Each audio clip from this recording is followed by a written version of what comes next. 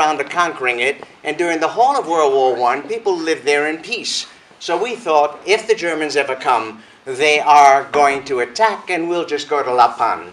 So the second map, which should show you when they did attack, 10th of May, 1940.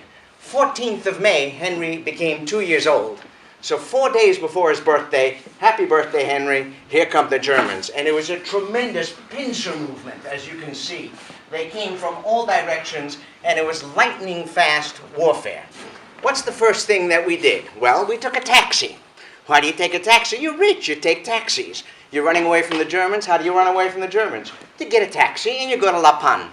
And everybody in the family went to La Panne. They went at different times. So my cousin went first, my father went a little bit later, and they stayed in La Panne figuring, as somebody said, they even took leases for 6 months of an apartment.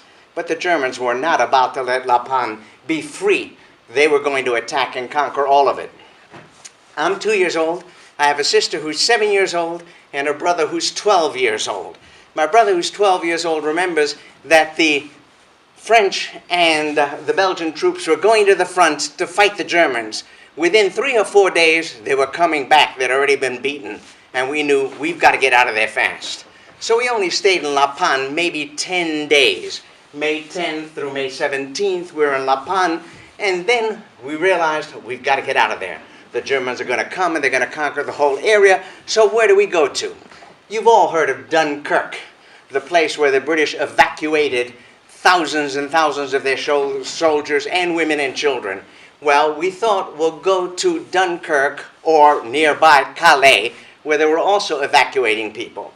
The scene you must see that my cousin told me about is they're in a wide open field, and in the air there are all kinds of airplanes. He said it was like one of the current computer games. You'd see the planes there, and you'd see all kinds of lights. And although this is wartime, he was just fascinated. He was watching all the shooting going on up there. And we tried to get to the border to get through, and at first they would not let us through. But then eventually they did let us through, and the scene you must see is refugees on a road, going with all their belongings, heading with thousands of others. They couldn't even get water. This is a detail I just got recently. Because they couldn't get water, they were only sold wine. Why could they not get water? There were too many refugees. So the people in the villages would not give them anything, except they would sell them some wine. So they're running for their lives, heading towards Dunkirk or Calais. My sister, as I told you, is 7. I'm 2 years old. My mother, my father, and my brother. Some motorized vehicles go by, and they pick up women and children. So they pick up my sister, me, and my mother, and we get split from my father and my brother. But we all know we're heading for Dunkirk. When my mother and I and my sister get to Dunkirk, the beach is full of British soldiers and planes coming down and shooting at the soldiers, sinking the boats. We thought, no, we shouldn't stay here. We'll go to Calais, see whether or not we can get on boats in Calais. So we head to Calais. And at Calais, my brother, who joins us later, but anyway, at Calais, we see the same thing, and we decide we're going to go inland to a place called Ada. So we could not get on the boats, but my father and my brother, who came a little bit later to Calais, they tried to get on the boats with my cousin and with other people, and there were British boats from Calais, not Dunkirk. British boats from Calais going to Folkestone and taking people along. My cousin remembers the scene where he and others were trying to get on the boat, and my cousin has a photographic memory. He remembers the boat that was there waiting for them was the city of Christchurch. I've done lots of research and found out, indeed, the city of Christchurch was in Calais, May 22nd, 23rd, 24th, and my cousin remembers he went there, asked to get on the boat, and they told him, no, we're taking only British soldiers at this point. Then they noticed another small boat nearby, and they tried to get on that boat. And on that boat, they were taking women and children. So my brother got on the boat, but my cousin, the one with the photographic memory, he tried to get on the boat. They said, no, you're an adult. We're not taking you. So my cousin had to stay back, but my brother got on the boat with my Aunt Zipporah. If you can put on the Aunt Zipporah picture later on. Yes, this is Zipporah, who lived to 103 in England she and her husband Schmiel. So she and her 2 daughters and my brother Paul got on the boat, but not Schmiel. Schmiel, as it says down, well, it says on a further one, Schmiel was refused entry to Switzerland and died in the concentration camp. 2 years later, I'll talk about Antwerp, Belgium in a second. 2 years later, he tried to get into Switzerland. He got into Switzerland, and the Swiss took him out of Switzerland, handed him to the Germans, and the Germans killed him. So the answer is the Swiss were not neutral. Anybody tried to get in there, they were shoved out, and the Germans killed them. So Schmiel did not make it, but the other 3 did. And Helen, the oldest one, is still alive, still in England. So they get on a boat and they go to England, and at the end of this story, I'll tell you their story, my brother's story, who came to England, and you people were tremendously hospitable. You gave him a house, you gave him furniture, you gave him cups of tea, you gave him everything. I'll tell his story a little later on. But he made it to England, was separated from the family.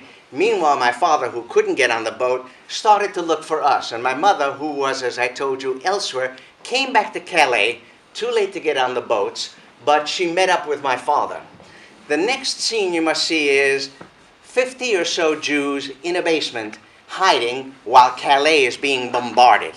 And they are hiding there, afraid to stick their heads out. Finally, after 24 hours of no food and no water, the 50 Jews think, we've got to find out what's going on. We've got to see whether we can get out of here because we can't stay in this basement.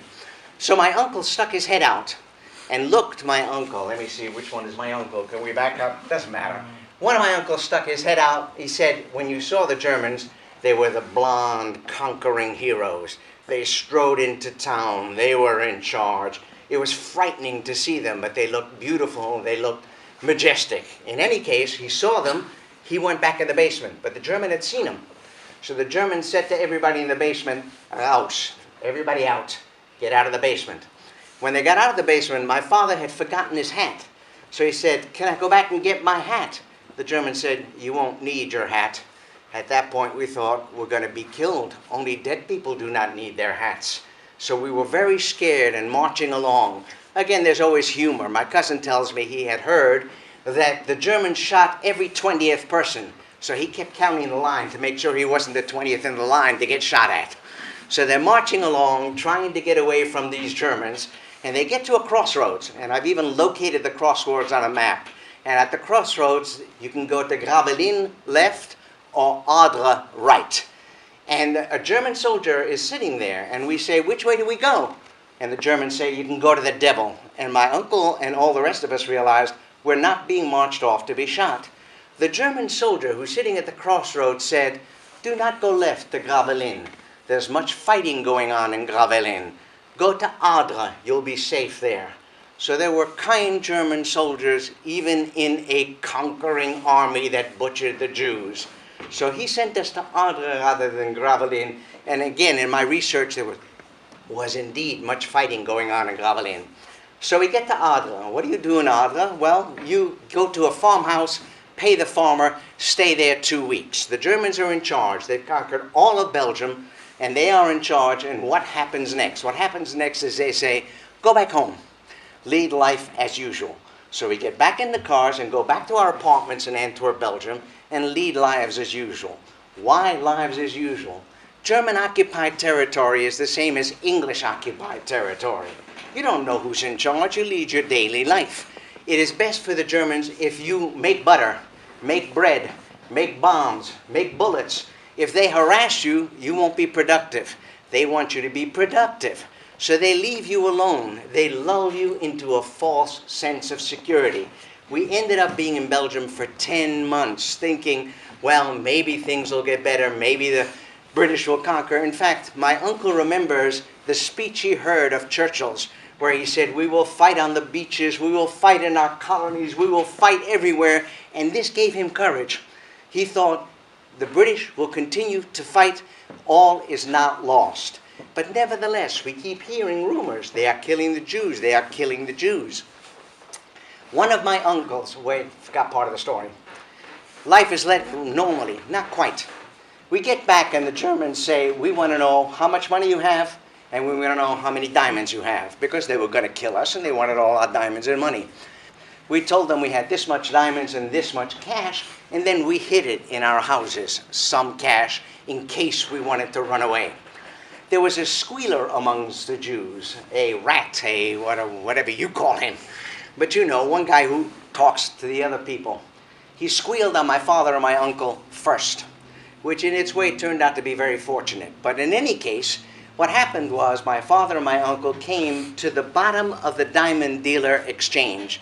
What it is there's a building, diamond dealers are dealing with diamonds here. Every night they put their diamonds away and walk home. You walk home with your diamonds, you'll never get home. So what you do is you leave your diamonds in the basement, you pick them up in the morning, you go up and you conduct business. When they came to pick up their diamonds, they were told, we were told that you have hidden diamonds in cash. So stay here and we will search your apartment when we get through questioning you. And beware, if you have done that, if you have hidden material, things will go badly with you. My father and my uncle decided to bluff it out. In fact, my uncle is even a joker. My uncle, the joker, said to the Germans, once I'm like a woman. Once I have undressed and shown you all, there is no more to show. The German was furious. He said, see how you laugh when we find things at your house. And he had hidden cash and diamonds that very day. And he remembered that his mother had seen him hiding them. So when somebody else came to pick up his diamonds, my uncle quickly whispered to him, tell my mother to clean out the house. And the German said, what are you doing? What are you doing? He said, well, I'm just telling them we're being held here and I have no idea why we are being held here. The man whom my uncle talked to went back to the apartment house. He was scared. He thought the Germans might be watching. He walked around the apartment building 3 times, saw no Germans, ran up to the 3rd floor, opened the door and said, clean out the house, and ran away. In any case, my grandmother knew what he was talking about. My grandmother took the diamonds and cash, took them to a non-Jewish greengrocer who was a friend of theirs and said, hold on to this. I'll ask for it back later. The man did. When the Germans came, they searched the entire house, found nothing. And they were very angry, but nevertheless they left us alone. Why was it fortunate? Because the Germans kept doing this to all the members of the Jewish community, and after a while, even when they didn't find anything, they said, pay us anyway. We're angry that we took the time to be here, so you've got to pay us. We continued to hear the rumors, and I started to tell you my uncle on my mother's side, my mother's sister's husband, went to Paris, France. 2-hour ride, 2.5-hour ride by train. He took his life in his own hands because he was not allowed to leave Antwerp, Belgium. There was a curfew, there were restrictions. Jews were kept in certain, they were forced to be at home after 7 p.m. at night and not allowed to leave. But he left, he went to Paris, France, and he found out they're killing the Jews. They're rounding them up, sending them somewhere else. We've got to get out of there. He found out that the only country in the world that allowed Jews to migrate was Albania. Here I have to stop and explain. The Jewish people were not allowed into many countries. When you say Hitler killed the Jews, you have to understand the rest of the world did not want the Jews. Hitler initially did not set out to kill all the Jews. He just wanted to get rid of them. You were allowed to leave Antwerp, Belgium. You were allowed to leave France, as long as you didn't take any diamonds, as long as you didn't take any cash, and as long as you had a piece of paper saying, Spain would love to see you, South America would love to see you, America would love to see you. The rest of the world said, we don't want your Jews. That's when Hitler came up with the final solution. If the rest of the world doesn't want the Jews, and I don't want the Jews, there's one easy solution: kill them all. So the final solution occurred just around the time that my uncle came to ask the Albanian ambassador, 1941. He said to the Albanian ambassador, and I've looked it up again, and Albania indeed accepted Jews. He said, we want a passport to your country. The Albanian ambassador said, no. They've just come up with the final solution. I cannot give you a passport. My uncle dropped to his knees, pleaded with the man, cried. He said, look, I and my family will be dead if you do not give me papers. Can you at least tell me where I can get false papers? The man did. My uncle came back to Antwerp, Belgium. My mother said it was like seeing a ghost.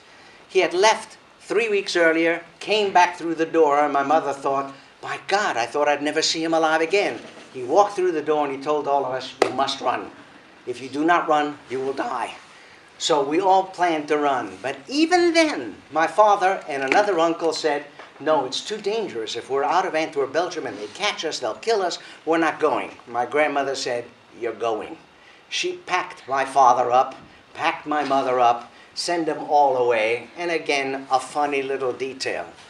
My mother didn't want to go yet. Why? The laundry was on the line, and the laundry was still wet. And if it's wet laundry, you don't leave until the laundry dries. And when I told this story, my mother was once in the audience and said, I didn't think the situation was that serious. So she waited for the laundry to dry. Because of that, we did not escape and the others did. Simply put, the others went. They could not wait for my father and the wet laundry. So they went to Paris, France, and eventually went to Spain. I think you've got the whole... Yep. The route was you leave Antwerp, Belgium, you head to northern Spain, and in Spain you take a boat that will take you to South America. But you bribe the authorities in Cuba and they let you off. That part of the family, that uncle, that member of the family, they all went, everything went fine. But when my father tried to cross, the papers that he had gotten turned out that the Germans figured out these are false papers. The false papers were in the color of red, the right papers were in the color of blue, or the other way around. Whatever it was, my father was told, cut up those papers. If you have those papers and try to get through, they will put you in jail immediately. So he cut them up and he tried to get through, not the way everybody else did with correct papers, but tried to get through paying someone to smuggle them through. Smuggle them through. If you have been studying the history, you know, northern part of France was occupied territory. Southern part of France was unoccupied Vichy France. So what you tried to do is you tried to get from occupied territory to unoccupied territory. It's like all the movies. German soldier walks back and forth, and when he's over here, you try to run through and he doesn't catch you. Unfortunately, he caught me, my sister, my father. He caught us, and they put us into a prisoner of war camp. He caught us with 2 British airplane pilots. The airplane pilots had been strafing enemy territory, Antwerp, Belgium, France. They were strafing, they got shot down, they tried to get through to fight another day. They were in our group trying to get through. We were caught, we were put into a prisoner of war camp. I was the only child in that prisoner of war camp. My sister was the only girl in that prisoner of war camp. Many years later, she went back trying to locate that prisoner of war camp, and the French authorities said, no children were ever there. No woman was ever there. It was only for prisoners of war. My sister said, don't tell me I wasn't there. I was there. Oh, no, you weren't there. This is only for prisoners of war. We were there for 1 week. Horrific conditions. I was starving to death, they told me. And then a priest in a nearby town interceded with the Germans and said, these are women and children, let them go. So he let us go, and we were then put into what's called a forced residence camp. Not a concentration camp. Forced residence camp. Forced residence camp means all the men are in one bungalow and go out to work all day. All the women are in another bungalow and they work. All the children are taken care of by some people within the community. And my sister remembers, she was 8 years old at the time, they used to sing La vie est belle, life is wonderful. That's what they forced them to sing in this forced residence camp as they were working. Conditions were not horrible there, they were pretty good there. In fact, several men escaped from this forced residence camp. My father knew at that point, we will be killed. I've got to get out of here. So he and another man made a plan, and the plan was every Sunday they would walk to the nearby town and come back. The first 5 Sundays, a German motorcycle man followed our family to make sure that we'd come back. Because there was no fence around the camp. It was open. We were allowed to go a mile out of the camp. So we went to this nearby town. The German decided these people are going nowhere, the heck with it. And the minute that he stopped following us, my father said to the rest of us, we are going to escape next Sunday. Actually, he said to my sister, I'm giving you the best birthday present in the world, but it's nothing physical. It was her birthday that we escaped on. So what we did, of course, is we walked out of camp and headed to the nearest town. And here comes a puzzle. They walked in there to get some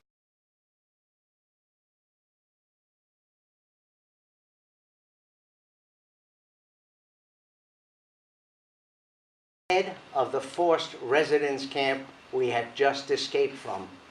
He looked at my father looked at him. My father turned around, the other man with him turned around, walked out of the bar and said, "Run to the railroad station, it's our only hope. We'll take a train inland because they're going to be searching all the trains going to the border." We don't know to this day whether or not that German head of the forced residence camp told anybody about us, but we managed to escape. Again, the scene that you see is the running back and forth, the going back and forth of the guard.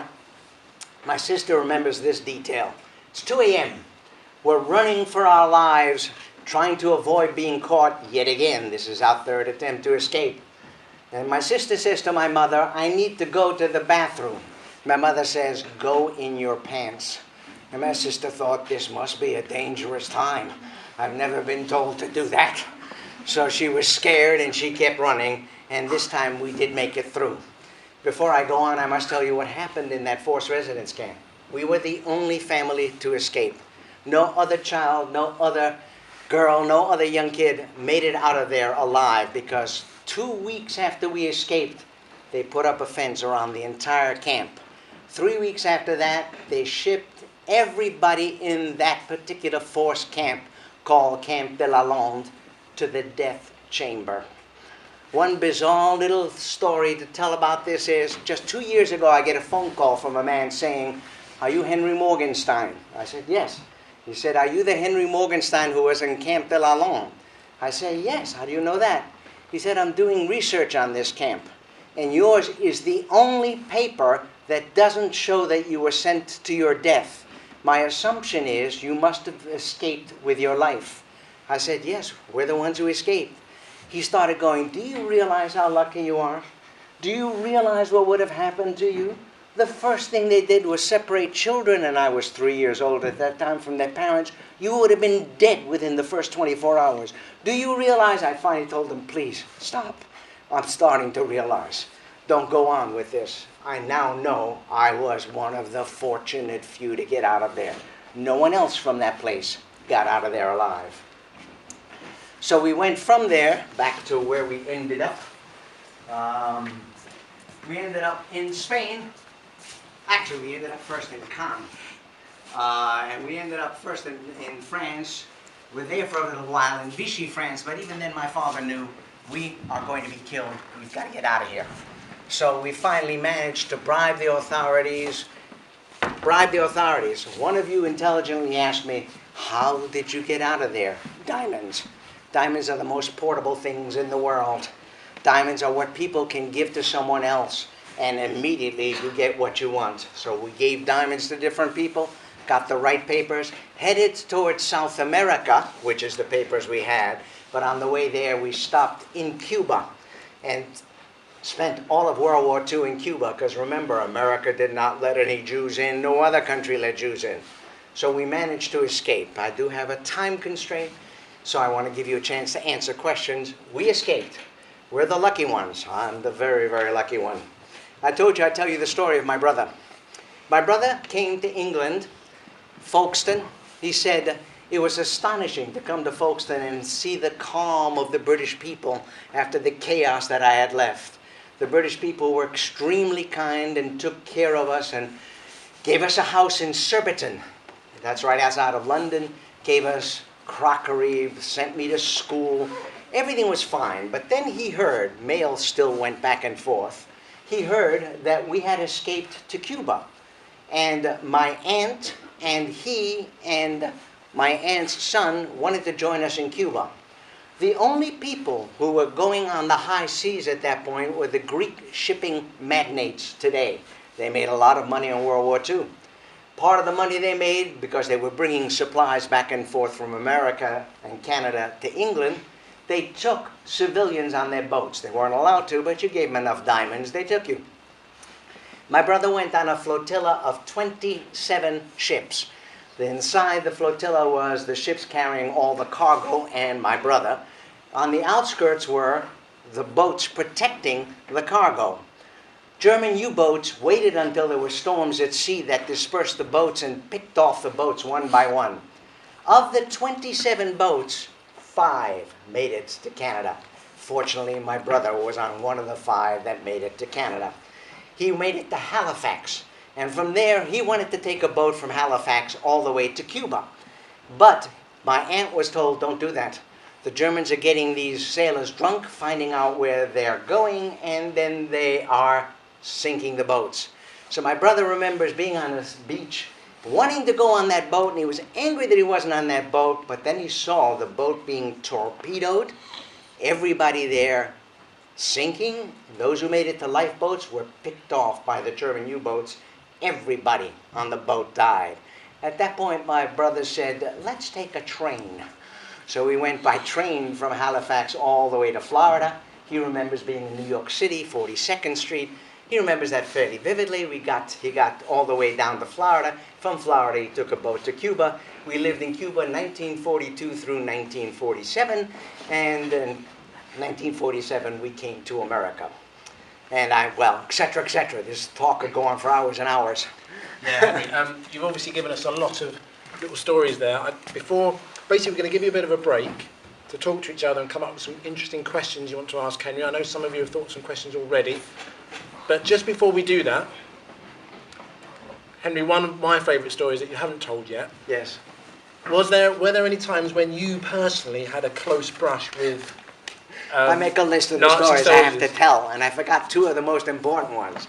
We can't even locate the exact time of this, but at some point when we were on the run, my mother went to the beach. I mean, what do you do? You're on the run. Well, you go to the beach. So she's at the beach with me, cute little Henry, 2.5 years old, and German soldiers say, come here. And my mother thought, oh my God, if Henry opens his mouth, he speaks Yiddish. They'll know we're Jewish. We're done for. But she can't ignore the German who's saying, come here. So with great fear, she takes me to the Germans. The Germans tell her, open up your pocketbook. She opened up her pocketbook. They put candy in for cute Henry. My mother never left the hotel room after that, but she got candy. My mother's mother, other story. She stayed in German-occupied Belgium, but she stayed there because she had a crippled son. Couldn't move him. He died during the war. She was devastated. She stood at a train station, actually a trolley station, and she was weeping copiously. A Belgian woman came to her and said, what's wrong? What's wrong? My mother told her the story. She said, come with me. This Belgian woman, who was a prostitute, took my mother's mother, hid her in the top floor of the house of prostitution, and all those women, at the risk of their life, kept my mother there my grandmother there for all of World War II. After World War II, she joined us in New York, and as you can imagine, she very often sent presents back to the women of ill repute. The point of that story is, don't think because you're a train conductor or you're a teacher, you're good, and if you're a prostitute, you're bad. Prostitutes risk their life to save my grandmother.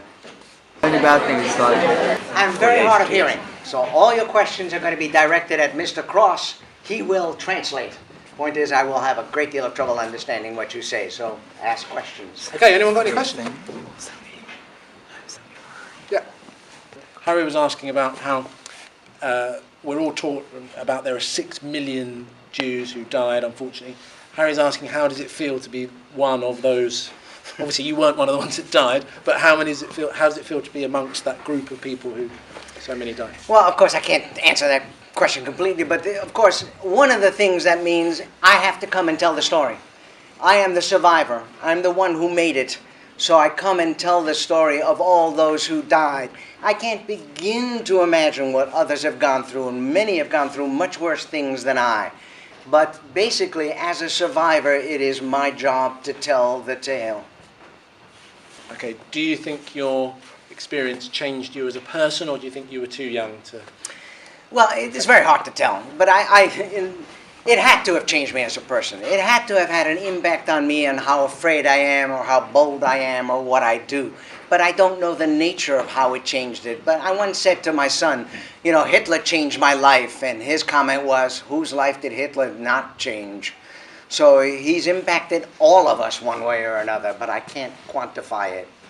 I've put this picture up now because this is a picture of Henry in Cuba. This is me in Cuba, my sister and my brother and my mother and father in 1947 or thereabouts. No, sorry, 1945 or thereabouts. Once again, we were in Cuba and we led very comfortable lives once we were there.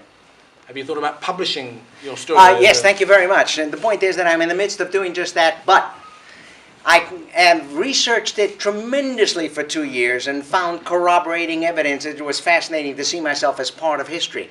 But the one proviso is I've taken a lot of material from other sources. If I published it, I'd have to get permission from 50 different people. So I'm going to publish it, but only for my family, a limited edition of 200 stories. I think Mr. Cross has told you that the story is already on my website, but that is a short version of what will be about a 200-page story, which will be available for Mr. Cross and other people, but will not be for sale. But yes, I thought of publishing it, and yes, I will. This is a good time to say, if you guys are interested in finding out more about Henry's story, you've literally just had the tip of the iceberg today. Go to his website, henryandjackie.com. Jackie's his wife, my mother-in-law. Go to henryandjackie.com and you'll see there's a section there on the escape story. It's very, very detailed. It's quite... it takes a long time to read, but you can skim some of it. Quite hard going, but do have a look. I know you're probably too young to remember, but do you think your life has changed for the better after you moved to New York, even though you lost probably quite a few of your friends and belongings? I've had a good life. I mean, so the answer is, I don't know if it changed for the better. I sometimes think, what if I were in Antwerp, Belgium, in that community, and the war had never happened? It's one of those bad things happen, and then you end up thinking that wasn't bad. It was maybe a good thing. I ended up here. I ended up so my life has been very, very fortunate, and I think it was impacted positively by this occurrence. But God, 6 million Jews, and I got a little benefit out of that. Yes. Do you still hate the Germans nowadays, or do you... Good. Very valid question, often asked. The answer is that my father would never buy a German product, and many of the people I know would not buy a German product. My feeling was they're very good at gassing Jews and making cars. I bought cars, and they're German cars. And although at first I was very wary of dealing with any German, over the years, the 3 or 4 Germans I met were some of the nicest guys I'd ever met. So, you go there and he's a German. What does that mean? Nothing. Deal with the human being. And 3 of the nicest human beings I ever met were Germans. So I can't hate an entire race as you can't hate all conductors or all teachers. It's you deal with the individual. So, yes, I'm afraid the Germans are very good at doing certain things, and I hope they don't learn to do them again. But the individual German, deal with him as an individual. Okay, if there's one thing you remember from today, please remember that. Because that's amazing, isn't it? Would you ever forgive the Nazis for what they've done? Forgive them. Let's put it this way. It's a very interesting question. What they did. There was a very interesting experiment run by a guy called Milgram. And the Milgram experiment was taking people just like you and me and asking them, I'll shorten the experiment tremendously, to give a shock to a human being they did not see. And the shocks were near lethal shocks. And every time they did that, the guy was not really getting a lethal shock.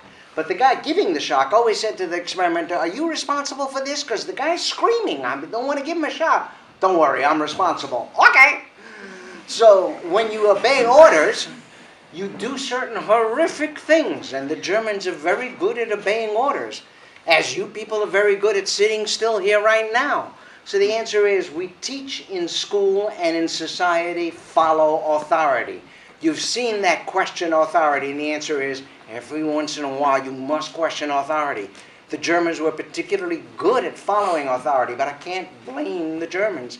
I mean, if I ever met one of them who did the things he did, I'd be furious and I wouldn't talk to him. But human beings, they do what they are told to do all too frequently. And let's make the distinction. The question was about Nazis and Germans, wasn't it?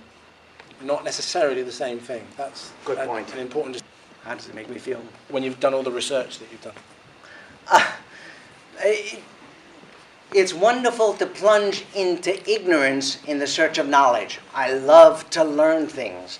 And to learn all these things about my family and realize we were a part of the history, to me it's been a fascinating journey in putting me in perspective to everybody else. So I loved doing the research. But I'm an intellectual. I love to learn. But you have to plunge into darkness when you look for light. You don't know anything. Then you find things out. Jake? Have you been back to Antwerp? Since Have I been back to Antwerp? Yes, I've been back to Antwerp, Belgium, but no, nothing comes back to my mind. I want to go back to Cuba to see if I remember any of that. I've been back to Antwerp. Some of my family still lives in Antwerp, Belgium. That uncle I told you who was very brave and he went to Paris, France, his descendants, his daughter and his son, all still live in Antwerp, Belgium. So after World War II, before World War II, capital of diamond industry, Antwerp, Belgium. After World War II, capital of diamonds and industry, New York City. Then they switched to Israel. But yes, I've been to Antwerp, but it brings back no memories. That's a question about how your personality changed. More about, I was just curious about the force surrounding like them, the forced residence zone. Like you say, they were like this very like vague kind of force thing. Were they like what, patrols or like? So you picked up on the fact that the forced residence camp didn't have a fence. Yeah, I mean like how many like what sort of force was it like surrounding the camp? Because it obviously had some like Nazis or German. Like, Sounds like a very intelligent question. What is it? Yeah, so Ralph's asking, Ralph's picked up on how did they force you to stay in the forced residence camp if there were no fences? Is that right? Yeah? Yeah, well, how did they stay? It's group behavior. You do what you're told to do, and I'm sure that those who were not doing what they were supposed to do would have been shot, beaten, something else would have happened to them. You obey orders. I mean, you're all in a crowd. You do what other people do. You're afraid to go away from the norm. So that's how they kept, there are many studies on that. One of the first things the Germans did was, when they were trying to kill the Jews, was disrobe them. Because the minute you don't have any clothes, the minute you're naked, you lose your identity. So there are ways of losing identity, but they didn't there. Why did we keep doing what we did? Many people say the Jews were complicit in their own death. They were just too So the answer is, I'm not sure that the nice Jewish fella who turned the other cheek, to quote you people, is not preferable to the guy who's in Israel now and said, never again. Ricky? You know when you said you ran away and then you went to that Harlem grocery store? How far away was that from like the camp? Very good question. It was very close to the camp, and the camp was very close to the border of Vichy, France. Again, I'm not getting a chance to tell you everything, so the camp was very nearby. We walked there. Literally, it was within walking distance. Do the French remember this? When my sister went back, the answer was most of the people in the area said there never was a forced residence camp there. There never happened. If you try to find a map of Vichy, France, you'll find you cannot find it. The French are embarrassed out of their minds about what they did. If we had stayed in Vichy, France, we would have died. Because Vichy, France rounded up all of its Jews. The guy who was in charge of Vichy, France said to the Germans, I'll supply you with 40,000 Jews. He ran out of Jews. He just started rounding people up and giving them to the Germans. So every Jew in Vichy, France was killed. It was not a safe place to be. Have you been to see, I'd probably guess it, no, but have you been to a concentration camp that still exists? You guessed right. I don't want to. I'm a squeamish man. It just would rip me to pieces. I have avoided every tour to every concentration camp that has been offered to me. You ought to go, Henry. No, thank you. I can't take it. No. Yeah, why would you want to? Yeah. Was it a coincidence that you escaped on your sister's birthday, or was it pre-planned? No, it was a coincidence. It was just a coincidence that it was my sister's 8th birthday. But it's just a little touch, that thing that my father said to my sister, I'm giving you the greatest birthday present of all. And my sister was puzzled. There's no present. So it just was coincidence. What did you do to pass the time in the camps? They had us working. In fact, it's not a matter of passing time. As I said, all the men went out to work. The story I was told is my father was a frail man, but next to him was this ox of a fella who was his friend in Antwerp, Belgium. And the man said to my father, "Don't worry, I'll do your work for you." So this man worked for my father and put in the requisite amount of work. The women had to work in the kitchen. My sister, as I told you, they were entertained, but basically it was not a place where you had to entertain yourself. It was a place where you did work for the Germans. Have you been to visit all the places you mentioned? You mentioned you've been to Antwerp. No, but I have had, my sister has gone back, a cousin has gone back, other people have gone back, as I said, to find the crossroads, to see these places, but no, I have, I was 2 years old. It won't bring back memories. My sister went back, and it was terrible when my sister went back, because people told her this did not exist, you were not here, the camp did not exist. My sister was very upset when she came back, because everybody denied her own history. Can you still speak Yiddish? Oh, yes. That's the one. I became an English teacher. My wife, who is British, his mother-in-law, said Henry taught English, and English was his fifth language. It was. I grew up talking Yiddish, French and Flemish. I went to Cuba and talked Spanish. Then I also learned Hebrew. And in Cuba, because we knew we were coming to the States, British teachers taught me to speak English in Cuba prior to my coming to the United States. But English was my fifth language. But I don't remember the other ones except Yiddish. Yiddish I still remember. Can I draw your attention to Henry's email address? Feel free to email Henry if you've got any other questions. But I think we need to give him a really, really big round of applause.